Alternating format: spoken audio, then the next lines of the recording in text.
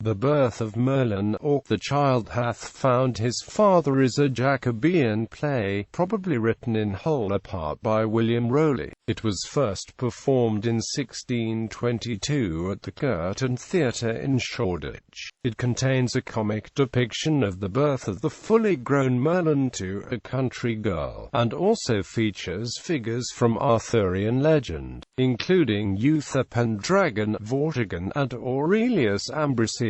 Authorship. The 1662 first edition, a quarto printed by Thomas Johnson for the booksellers Francis Kirkman and Henry Marsh, attributed the play to William Shakespeare and William Rowley. The Birth of Merlin is thus one of two plays published in the 17th century as a Shakespearean collaboration, the other being The Two Noble Kinsmen. Most scholars reject the attribution to Shakespeare and believe that the play is Rowley's, perhaps with a different collaborator. The play has occasionally been revived in the modern era, for example at Theatre Clwyd. The Birth of Merlin shares a significant relationship with Cupid's Revenge, a play in the Beaumont and Fletcher canon. Large-scale resemblances in plotting: the missing prince, the ruler and his heir who fall in love with the same woman, could be explained through derivation from common sources, but these larger-scale elements are supported by specific lines and passages that occur in both plays. Compare, for example, Wildfire and Brimstone-It in Merlin 3, vi. 108 with Wildfire and Brimstone take thee in Cupid's Revenge v. 49.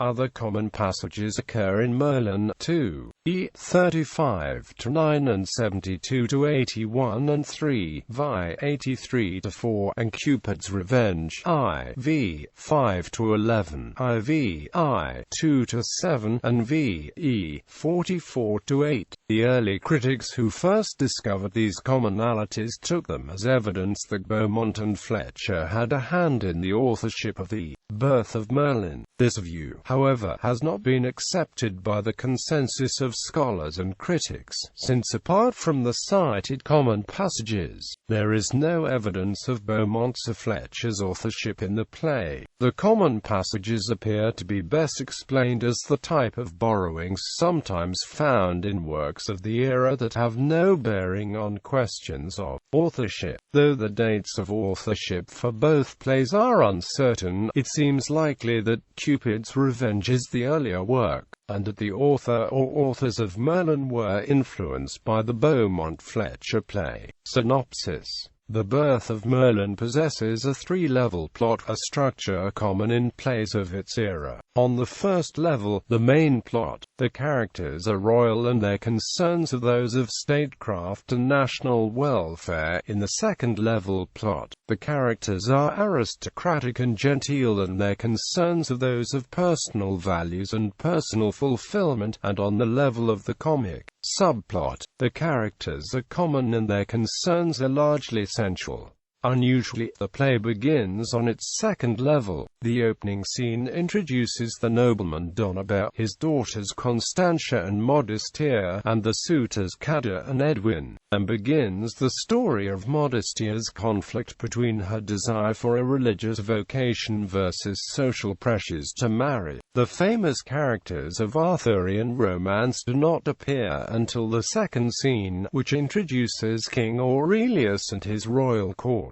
The British are flush with a recent victory over the invading Saxons, though they are troubled by the fact that the king's brother Uther is missing. Saxon emissaries arrive at court to negotiate a peace. They are led by the Saxon princess Artesia. Aurelius instantly falls in love with Artesia, and in his infatuation grants the Saxons very generous peace terms, despite the objections of his courtiers and the criticism of a holy hermit who interjects his own opposition. The first scene in Act 2 introduces the otherwise unnamed clown and his very pregnant sister, Joan Gotti. References through the play identify the clown a typical Rowleian fat clown, the type of role that Rowley repeatedly wrote for himself to play. The clown's sister has gotten herself pregnant by yielding to the advances of a mysterious stranger. She and the clown are now wandering through the forest, searching for the father of the child, or at least a father for the child. They stumbled upon Prince Uther, who is wandering through the same forest, distracted and disconsolate after catching sight of a woman with whom he has instantly fallen in love. Overhearing this, the clown solicits Uther as a potential husband for Joan, much to the prince's outrage. As he beats them, their cries are heard by courtiers searching for the prince, who interrupt the scene and carry Uther back to court. The clown and Joan are left to continue the search.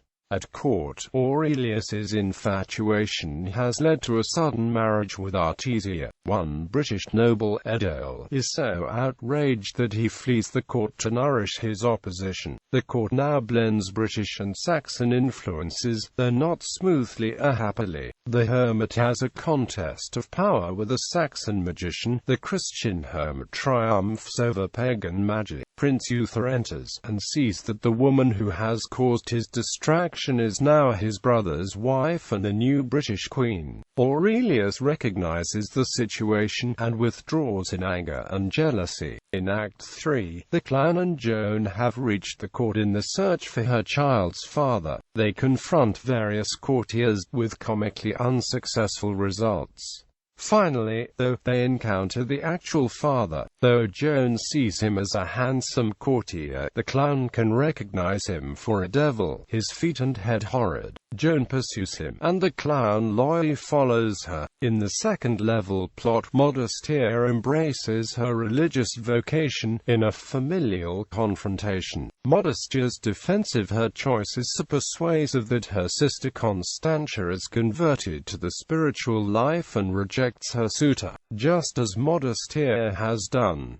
Donabert is outraged, but urges Cador and Edwin not to give up on his daughters yet. In a cave in a forest, the devil summons Lucina and the Fates to attend Joan as she gives birth to Merlin. The clown catches up to meet his sister and his newborn nephew, a fully grown Merlin the magician. Merlin introduces his clown uncle to his devil father. The devil predicts a dramatic future for his newborn son. In the British court, the Saxons are plotting treason. Artesia manipulates others' romantic interest and Aurelius's jealousy to bring about a fissure between the two, though her plans are partially frustrated by the British nobles.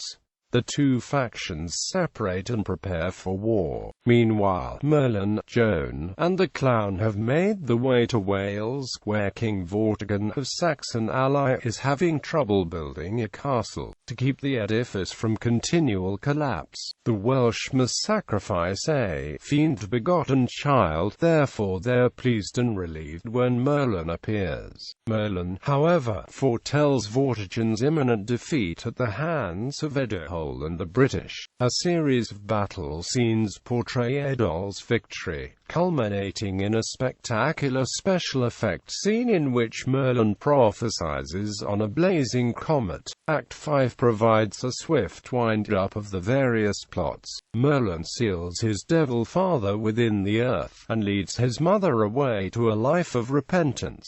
Donabert accepts his daughter's religious commitment to the solitary and celibate life. The British defeat the treacherous Saxons, who have assassinated Aurelius. Uther is now the British king, aided by Merlin. The play is rich with visual effects of varying types, including devils and magic and mask-like spectacles. It was clearly designed to provide broad, colorful, fast-paced entertainment.